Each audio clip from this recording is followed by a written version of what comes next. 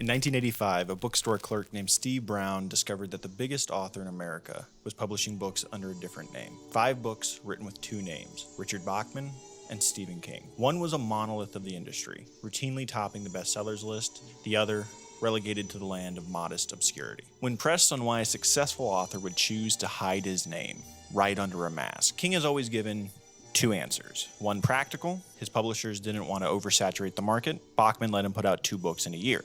The second, personal. King wanted to see if his astronomical success came as a result of his talent or if it was all luck. These answers only open up far more questions than they actually settle. Did King ever get a solution to this dilemma, or was it something that weighed on his mind well after he was forced to pull off his mask? It's hard to put in perspective just how much of a success Stephen King was from the very start. In 1974, he was an English teacher living in a double wide with his wife and 2 kids, with just a few stories published, mostly in adult magazines. By the end of 1975, he had essentially invented the horror novel in the modern sense that we now know it. Carrie, King's first published novel, is still seen as one of the best debut novels ever released. It allowed him to quit his job and provide a comfortable life for him and his family. But King was apathetic towards it when he was writing it. His wife, Tabitha, had to pull it out of the trash and push him to keep writing it. This is an often unspoken part about writing. Sometimes you are good at writing things that you, yourself, do not particularly love.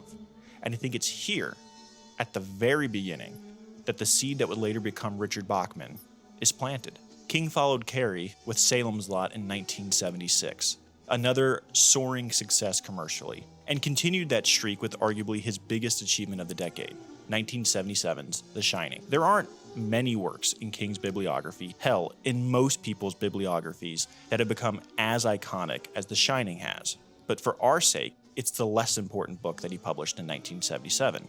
This was the first year that Richard Bachman appears on the scene. Rage, a book that Stephen King dislikes so much that it's out of print now, was published. At this point, King was an established writer with an agent and a publisher, a significant advantage for a new writer like Bachman. And yet, while Carrie was a massive success, Rage was largely an afterthought on release. 2 books in 1 year. One was a success, the other a relative failure.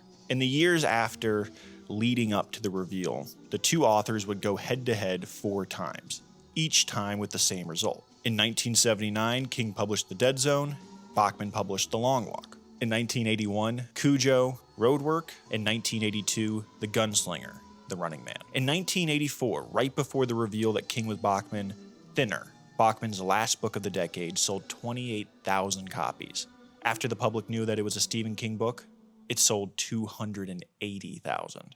There are probably 3 things you know about Stephen King's writing, even if you've never read anything by him. 1, they're a little spooky. 2, all of his books are set in Maine. 3, Stephen King loves to make a writer his main character. If you read all of the King novels leading up to The Dark Half, you had an almost 50% chance that one of the main characters in the story would be an obvious self-insert in the mold of Steve himself. Time and time again, this particular character, the Stephen King insert, would show up in the works written under his own name. Yet under Bachman, this character was completely absent. The settings were different, and the horror, while still there, was different. It was more grounded in a way. It came less from the supernatural and more from the way we interacted with one another. It was a deviation. Carrie was the first book that Stephen King published, but The Long Walk, a book that he released under Bachman, was the first one he ever wrote. Most of the Bachman books, both the ones he published before the reveal and the ones he would publish after, are actually old stories that King had already written or had come up with the idea for long before he broke it big. I won't argue that Stephen King hated being a horror writer, but I think it's important to understand the context of how the critics and the more established literary minds viewed his work at the time. He was kind of seen as a guy who wrote popular, scary, yet trashy stuff that anyone could read, more of a James Wan than an Alfred Hitchcock. He wasn't seen, as I believe he is now, to be one of the greatest American authors. He was this massive success commercially, but in the words of the great Rodney Dangerfield, he didn't get any respect. Bachman, despite going 0-5 against King commercially, had at least that, respect. One reviewer even said that Thinner, was what Stephen King would write if Stephen King could really write. Stephen King has always come off as a pretty confident guy, and the way that he handled the whole Richard Bachman situation in public always gave it an air of, ah shucks, that was just a silly little thing I was doing, never really expanding past that. All we really have to go off of, if we really want to know how Steve actually felt about the matter, is the 431-page novel he wrote detailing his feelings about the matter.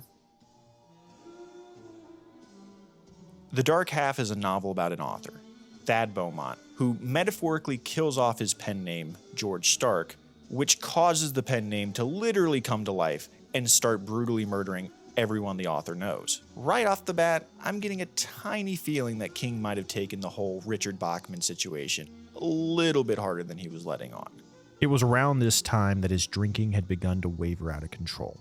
All of these things, Liz's accident, the miscarriage, the critical and financial failure of Purple Haze following the wild success of Machine's Way under the Stark name. The sudden binge drinking combined to bring on a deep, depressive state. He had recognized it as a selfish, end-turning frame of mind, but recognition hadn't helped. Finally, he washed a handful of sleeping pills down his throat with half a bottle of Jack Daniels. It had been an unenthusiastic suicide attempt, but a suicide attempt it had been. I'm not going to speculate on whether or not Stephen King ever felt strong enough emotionally about writing as Richard Bachman that he would resort to self-harm. But I do think that part of him wishes that Richard Bachman blew up just as big as Stephen King did at first. To answer that question of whether or not it was talent or luck that caused his success, and it did hurt him when Bachman was met largely with indifference. And I think those feelings remained strong even 4 years after he was forced to give up his experiment. That's what's so interesting about The Dark Half. On one hand, it's a pulpy, part crime, part supernatural slasher novel, and on the other, it's a conversation about his relationship with Richard Bachman. Only in The Dark Half, the roles are reversed. George Stark, the pen name, is the massive success, while Thad Beaumont can't sell a book under his own name. Thad is the one who might get a positive review from a critic, but Stark is the one who paid for both of the Beaumont's houses. Is this Steve telling us that Bachman might have been something more than just a pen name? That maybe a book like Thinner or Roadwork is closer we actually want to write, rather than, say, Cycle of the Werewolf, but that he's a little scared of taking this risk of taking off the mask of being Stephen King, the Shockmaster, and just being Stephen King, the writer. Because it's not just his livelihood on the line, it was everyone else around him too. Remember, the Bachman books sold okay, but okay doesn't pay the bills of the small industry that had surrounded King at the time. In 1987, he had 4 books simultaneously on the New York Times bestseller list. Writing like Bachman was never going to achieve those heights. The first set of people that George Stark goes after and kills in Thad Beaumont's life is his agent and the people at his publisher. The question of whether or not Thad Beaumont is George Stark is the central question to this novel. They don't look alike physically. George Stark is a big burly guy from the South, and Thad Beaumont is a wiry brunette with a charming Mainer accent. Yet, they have the same fingerprints, the same vocal patterns, the same DNA. When Thad's wife Liz sees them both in the same room, she notices that they walk the same, that they have the same mannerisms when they talk. They even sit the same way. They are so similar that they start to blur together in her eyes. There is one difference though.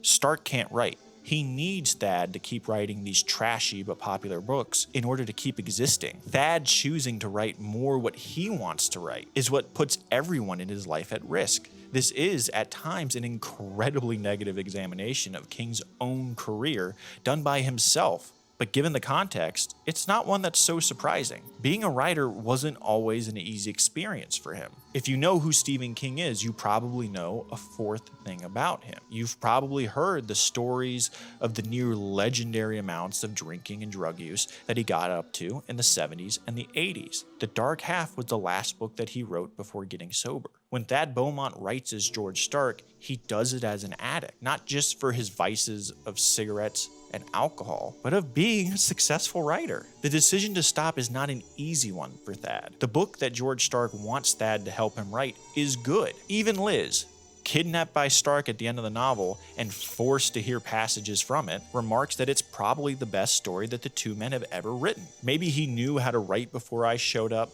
but I was the one who taught him how to write stuff people would actually want to read.